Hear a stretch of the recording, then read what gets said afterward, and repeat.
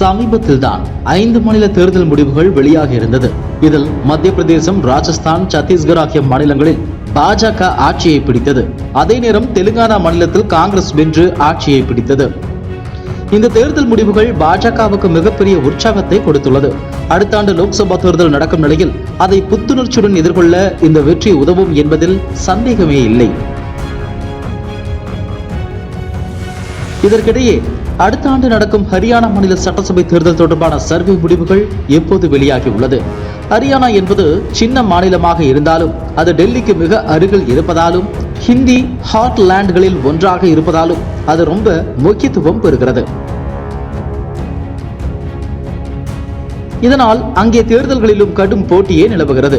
இதற்கிடையே ஹரியானா மாநிலத்தின் சட்டசபை தேர்தல்கள் குறித்த முதற்கட்ட சர்வேயை இப்போது ஜன்மத் அமைப்பு வெளியிட்டுள்ளது. ஹரியானா மாநிலத்தில் மொத்தம் 90 இடங்கள் இருக்கும் நிலையில் அங்கே பெரும்பான்மையை பெற எந்த ஒரு கட்சியும் குறைந்தது 46 இடங்களில் வெல்ல வேண்டும். அங்கே பாஜக மற்றும் காங்கிரஸ் இடையேதான் போட்டி நிலவுகிறது. இது தவிர ஜனநாயக ஜனதா கட்சி, இந்திய தேசிய லோக்தள் ஆகிய கட்சிகளும் இப்போது களத்தில் உள்ளன.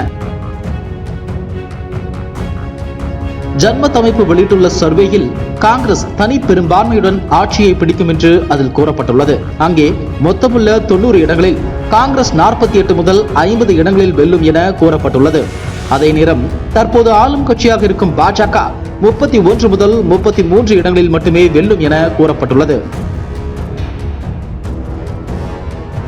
ஹரியானாவில் கடந்த 10 ஆண்டுகளாகவே பாஜக தான் ஆட்சியில் இருந்தது. கடந்த 2014 தனி பெரும்பான்மையுடன் பாஜக ஆட்சியை பிடித்த நிலையில் 2019 பாஜக கூட்டணி கட்சிகளின் உதவியுடன் ஆட்சியை பிடித்தது.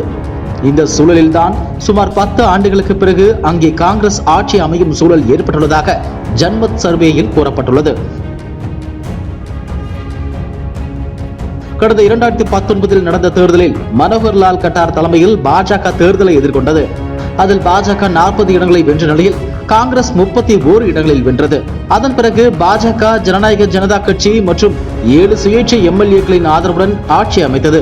இந்த முறை தேர்தலில் மனோகர்லால் கட்டார் தலைமையிலேயே பாஜக தேர்தலை எதிர்கொள்ளும் என்று எதிர்பார்க்கப்படுகிறது. அதே நேரம் காங்கிரஸ் பூபிந்தர் சிங் தலைமையில் தேர்தலை எதிர்கொள்கிறது. தொடர்ந்து 10 ஆண்டுகள் ஹரியானாவில் பாஜக ஆட்சியில் இருக்கும் நிலையில் ஆளும் அரசுக்கு எதிராக இருக்கும் மனநிலையை காங்கிரஸ் தனக்கு சாதகமாக பயன்படுத்த முயலும் என்பதில் சந்தேகமே இல்லை. இதுபோன்ற செய்திகளை மேலும் தெரிந்து கொள்ள எங்களது யூடியூப், ஃபேஸ்புக் மற்றும் ட்விட்டர் ஆப்களை சப்ஸ்கிரைப் செய்யவும்.